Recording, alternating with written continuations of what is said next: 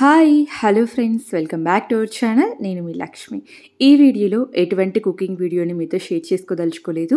Just మన పాపాలను తొలగించి పుణ్యాన్ని ప్రసాదించే పావన నరసింహస్వామి టెంపుల్ని చూపించబోతున్నాను. ఈ వీడియోలో ఈ క్షేత్రానికి ఆ పేరు ఎలా వచ్చిందనేది కూడా ఎక్స్ప్లెయిన్ చేస్తాను. ఈ పావన నరసింహస్వామి టెంపుల్ని పాములేటి అని కూడా అంటారు. అమ్మ వాళ్ళకి ఇంటి దేవుడు అనమాట. ఎప్పుడూ మొక్కుకున్న మొక్కు మొత్తానికి ఇలా ఈ రోజు నెరవేరిందనమాట. పాములేటికి వెళ్ళడానికి ట్రాక్టర్స్ కి అయితే పూజ చేసేసి రెడీగా ఉంచాము.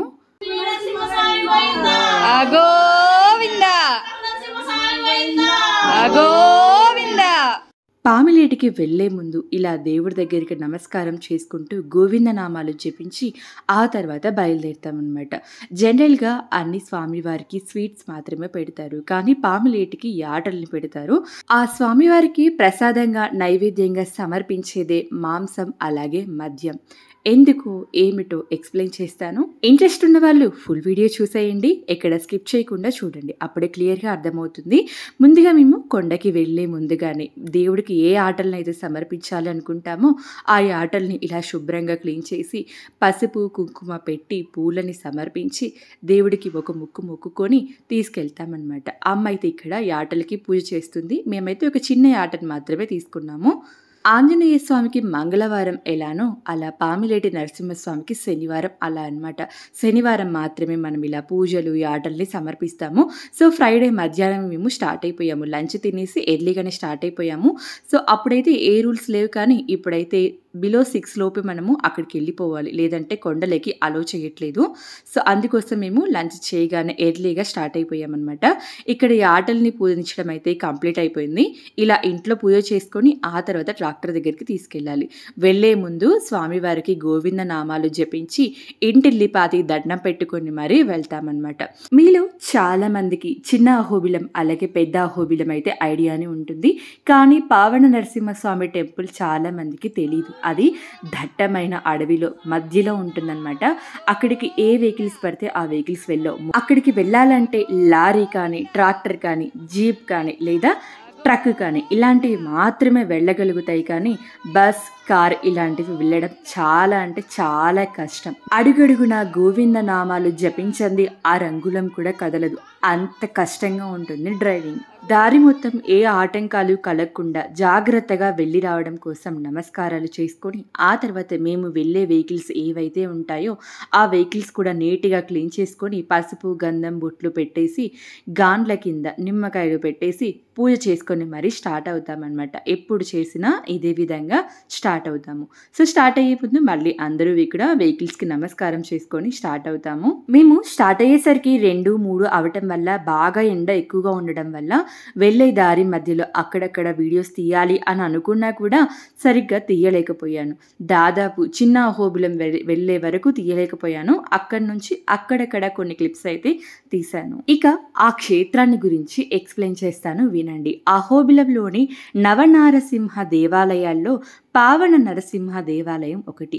పావన నరసింహ ఆలయాన్ని క్షేత్రరత్న అని కూడా పిలుస్తారు. అహోబిలంలో తీర్థయాత్రలలో ఇది ముఖ్యమైన శిఖరం. ఆ క్షేత్రానికి పావన నరసింహ అనే పేరు ఎలా వచ్చిందంటే, గరుడ దేవుడు తపస్సు చేసి నరసింహదేవుణ్ణి దర్శనం పొందిన పవిత్ర స్థలం అహోబిలం.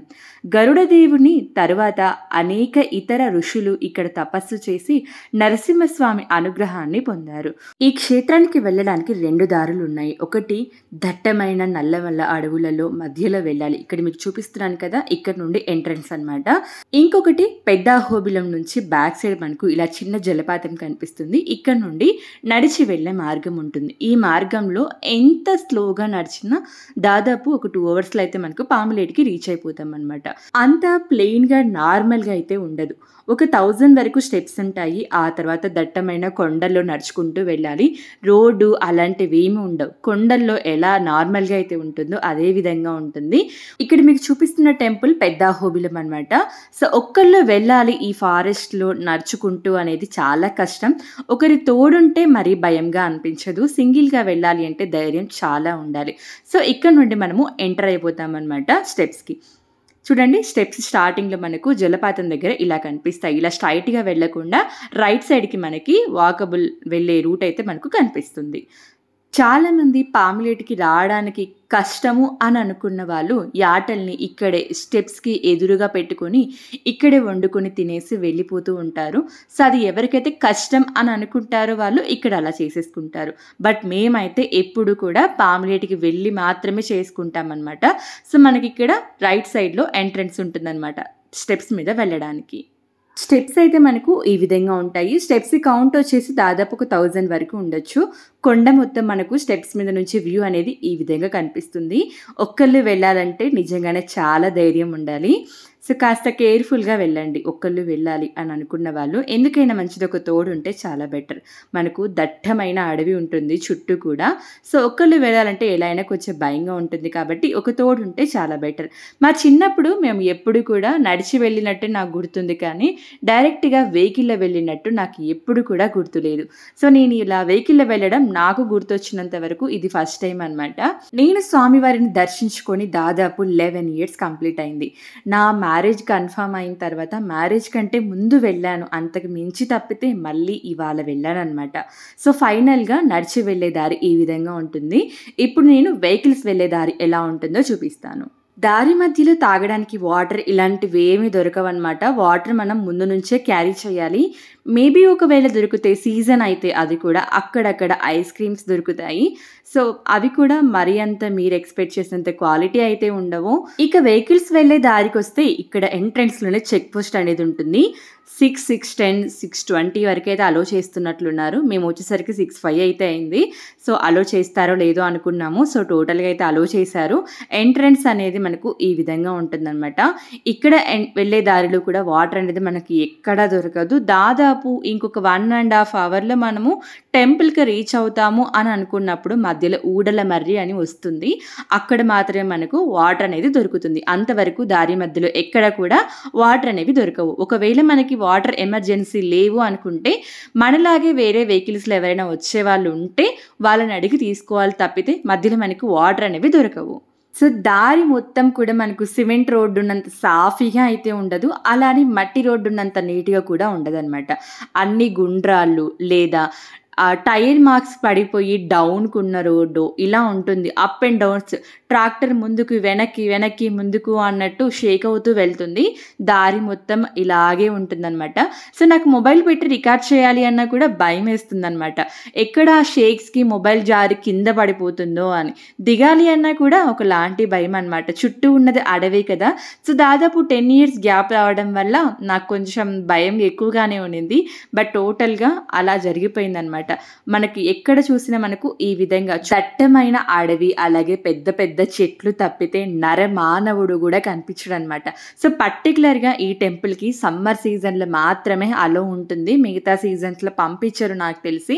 ఇంకొకటి స్వాతి నక్షత్రం రోజు మాత్రమే అలో చేస్తారనుకుంటా. అది నాకు క్లియర్‌గా ఐడియా లేదు. సో, లేనిది చెప్పకూడదు కదా! సో, అందుకోసం నాకు తెలీదని చెప్తున్నాను. సో, కొంచెం వర్షం పడిన మనకు వెళ్ళే దారి మొత్తం ఇలా టైర్‌లనేవి కిందికి దిగిపోయి వాటర్ అనేది స్టోర్ అయిపోయి ఉంటుంది. అలాంటప్పుడు ఒక్కసారికి నా ట్రాక్టర్ వీల్ అనేది స్ట్రక్ అయిందనుకోండి, పైకి రావడం కాస్త టైం అనేది ఎక్కువగా పడుతుంది. అక్కడ ఉన్నది మొత్తం బంకమట్టి అనమాట. సో, కాస్త కేర్‌ఫుల్‌గా ఉండాలి. డ్రైవింగ్ అనేది ఫుల్ ఎక్స్‌పీరియన్స్ ఉన్న వాళ్ళు మాత్రమే తీసుకోవాలి. సో, మేము ఇక్కడ 6కి స్టార్ట్ అయితే దాదాపు టెంపుల్ దగ్గరికి వెళ్ళేసరికి 10 అయిందనమాట. సో, దాదాపు మాకి 4 అవర్స్ టైం పట్టింది. సో, కంప్లీట్‌గా చీకటి పడిపోయిందనమాట. సో, నాకు వీడియో తీయాలి అన్నా కూడా కాస్త భయంగా ఏదో కొన్ని క్లిప్స్ తీశాను. కంప్లీట్‌గా అంతా అయితే తీయలేదు. కంప్లీట్‌గా చీకటి పడిపోవడం వల్ల దారి కూడా సరిగ్గా కనిపించట్లేదు మొబైల్ లైట్‌కి.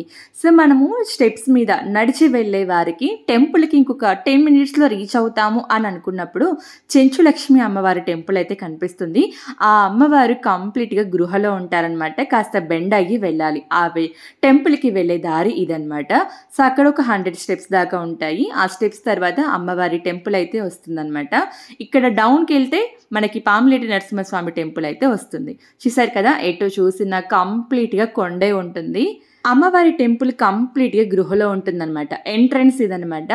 అక్కడ మనకి చెంచులక్ష్మి అమ్మవారు అలాగే నరసింహస్వామి వారు దర్శనమిస్తారు. నమస్కారం చేసుకొని మళ్ళీ ఒక 10 నిమిషాలు నడిచామంటే మనము పాములేటికి వెళ్ళిపోతామనమాట. నైట్ వచ్చాక 10కి వీడియో తీద్దామన్నా కూడా ఆ లైటింగ్ సరిగ్గా లేకపోవడం వల్ల తీయలేదు. ఎర్లీ మార్నింగ్ లేచి దర్శనం చేసుకొనొచ్చి ఆ తర్వాత మళ్ళీ వెళ్ళి వీడియో తీశాననమాట. సో టోటల్‌గా స్వామివారి సన్నిధి ఇదనమాట. సో లోపలికి కెమెరా అలో చేయలేదు అండ్ తీయడం కూడా మనం కరెక్ట్ కాదు. సో నేను బయట ఎంట్రన్స్ మాత్రమే చూపించాను. ఇక్కడ భక్తులు ఉండడానికి వసతి గృహాలు కానీ, వాష్‌రూమ్స్ కానీ ఇలా ఏమీ ఉండవు. సో అన్నిటికీ అడ్జస్ట్ అయ్యి ఉండాలనమాట. భక్తులు స్నానాలు చేయడానికి 2 బావులైతే ఉంటాయి. అవి కూడా స్వామివారికి ఎంట్రన్స్‌కి ముందు కొంచెం స్టెప్స్ ఉంటాయి. అక్కడి నుంచి కిందకెళ్తే 2 బావులైతే ఉంటాయి. రెండో మూడో ఉన్నాయనుకుంటా ఐ థింక్. ఇక గుడి గురించి ఎక్స్‌ప్లెయిన్ చేస్తూ మధ్యలో ఆపేశాను కదా! సో ఇప్పుడు గుడి గురించి ఎక్స్‌ప్లెయిన్ చేస్తాను. ఆ విధంగా ఋషులు స్వామివారి అనుగ్రహం పొందారు. ఋషులు ఈ ప్రత్యేకత ఊపందుకోవడం వల్ల అహోబిల క్షేత్రంలో 9 విశిష్టమైన నరసింహ భగవానుడు దర్శనమిచ్చారు. అటువంటి విశిష్టమైన ఈ రూపం శ్రీ పావన నరసింహునిది. ఒకసారి భరద్వాజ ఋషి గోహత్య దోషం సోకింది. ఈ శాపం నుండి విముక్తి పొందడానికి అతను అహోబిలానికి వచ్చి తపస్సు చేయడం ప్రారంభించాడు. అతనికి తపస్సు చాలా తీవ్రమైనది మరియు చిత్తశుద్ధితో ఉంది. నరసింహ భగవానుడు అతని ముందు ప్రత్యక్షమయ్యాడు. నరసింహ భగవానుడు అతనికి ఆవును చంపిన శాపాన్ని విముక్తి చేసి ఈ అడవిలో భక్తులకు ఎంతో ప్రీతికరమైన రూపంలో ప్రత్యక్షమయ్యాడు. భరద్వాజ మునిని శాప విముక్తులను చేసినందున ఆయనను పావన నరసింహ అని పిలుస్తారు. పావన అంటే శుద్ధి చేయడం. ఆ విధంగా ఆ క్షేత్రానికి పావన నరసింహ స్వామి క్షేత్రంగా కొలువై ఉన్నారు స్వామివారు. ఈ క్షేత్రానికి సంబంధించిన ఫుల్ హిస్టరీ మొత్తం నేను డిస్క్రిప్షన్లో ఇస్తాను, ఒకసారి చెక్ చేయండి. ఈ టెంపుల్ ఎర్లీ మార్నింగ్ వ్యూ అయితే చాలా బాగుంటుంది. సో మంచు తగులుతూ ఉన్నట్టు కొండల మధ్యలో స్వామివారు ఉండడం వల్ల చూడడానికి చాలా ఆహ్లాదంగా ప్రశాంతంగా అనిపిస్తుంది. సో వ్యూ అయితే ఈ విధంగా ఉంటుంది చూడండి. ఇప్పుడైనా కొంచెం అక్కడక్కడ టెంట్స్ కనిపిస్తున్నాయి కానీ ఇదివరకు అసలు అవి కూడా ఉండేవి కాదు. ఇక్కడ మేమున్న ప్లేస్ అనమాట. సో మనము ఎర్లీగా కొంచెం ముందే వెళ్తే మనం ఉండడానికి ఒక చోటు అనేది ఎత్తుక్కోవాలి. అక్కడ ఒక చిన్న పట్ట వేసుకొని ఆ పట్ట పైన బెడ్షీట్లు వేసుకొని పడుకోవడమే అనమాట. సో పడుకోవడానికి కూడా కంప్లీట్గా వసతులు అయితే ఉండవు. సో స్వామివారికి మాంసాన్ని నైవేద్యంగా సమర్పిస్తారు అని చెప్పాను కదా. సో మాంసం అలాగే అన్నం అలాగే మద్యం వండుకున్న తర్వాత ఇలా దాసంగాలు పెట్టుకుంటారనమాట. ఇలా స్వామివారికి దాసంగాలు పెట్టుకున్న తర్వాత ప్రసాదంగా తీసుకొని ఆ తర్వాత భోజనాలు చేయాలన్నమాట. సో సాటర్డే చాలా మంది నాన్ వెజ్ తినరు, కానీ ఇక్కడ స్వామివారికి పెట్టేదే నాన్ వెజ్. సో ఇక్కడికి వచ్చిన భక్తులు ఎవరైనా కూడా ఆ రోజు నాన్ వెజ్ తింటారు. ఆలయ ప్రాంగణంలో మనం ఏమైనా తీసుకెళ్లాల్సినవి మర్చిపోయినా అక్కడ దొరుకుతాయిలే అని అపోహపడడానికైతే లేదండి. ఇక్కడ అన్నీ దొరకవు. మెయిన్ చిన్న చిన్న కూల్ డ్రింక్ బాటిల్స్ అలాగే వాటర్ బాటిల్స్ ఎప్పుడో ఒకసారి టిఫిన్స్ అలా మాత్రమే దొరుకుతాయి తప్ప అన్ని రకాల ఐటమ్స్ అయితే అక్కడ దొరకవు. సో మనం ఇంటి నుంచి వెళ్ళేటప్పుడే అన్నీ చూసుకొని 1-2 సార్లు చూసుకొని మరీ వెళ్ళాలన్నమాట. సో ఇక్కడ ఏవైనా మర్చిపోతే దొరుకుతాయిలే అని మాత్రం అపోహ పెట్టుకోవద్దు. స్వామివారికి యాటల్ని పెట్టుకునే ముందు మనం కొబ్బరికాయ కొట్టడానికి వెళ్తాం కదా, అప్పుడు ఆ కొబ్బరికాయతో పాటు బియ్యం అలాగే కందిపప్పు ఆర్ పెసరపప్పు సంథింగ్ ఏదో ఒక పప్పు అయితే మనము దేవుడికైతే సమర్పిస్తారు. నాకు పప్పు ఏది ఇస్తారన్నది ఎగ్జాక్ట్ ఐడియా లేదు. సో చెప్పాను కదా 10 years అయిపోయింది దాదాపు వెళ్ళి. సో మర్చిపోయాను అనమాట. ఇలా దేవుడికి దాసంగాలు పెట్టినందుకు వాళ్ళకి ఎంతో కొంత దక్షిణ అయితే ఇవ్వాలి. వాళ్ళు ముందే చెప్తారనమాట ఇంత అమౌంట్ ఇవ్వాలి అని చెప్పేసి. మనం అక్కడ చేసేదేమీ లేదు, వాళ్ళు అడిగినంత ఇవ్వాల్సిందే. దాసంగాలు పెట్టుకున్న తర్వాత మాత్రమే మనము ప్రసాదంగా స్వీకరించాలి. ఇది అమ్మ వాళ్ళ ఆచారం అనమాట. అందరూ ఇలాగే చేస్తారో లేదో నాకు తెలీదు, అమ్మ వాళ్ళు అయితే ఈ విధంగానే చేస్తారు. ఇలా దాసంగాలు పెట్టుకున్న తర్వాత వచ్చిన చుట్టాలందరికీ కూడా భోజనాలు పెట్టేస్తాము. ఇక్కడ మేము డ్రింకింగ్ వాటర్ అనేది ఇంటి దగ్గర నుంచే కూల్ క్యాన్స్లు తీసుకెళ్ళాము. అక్కడ డ్రింకింగ్ వాటర్ మరీ ప్యూర్గా అయితే దొరకవండి, బాటిల్స్ దొరుకుతాయి.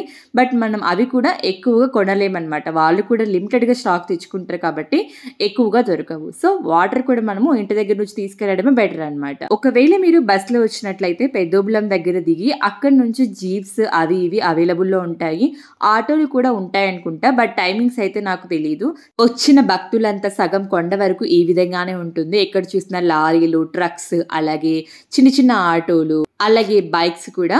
సో భక్తులందరికీ ఇదే విధంగా ఉంటుంది. ఏదో ఒక చెట్టు కింద ప్లేస్ వెతుక్కొని అది క్లీన్ చేసుకొని అక్కడ వండుకొని తిని రావటమేనండి.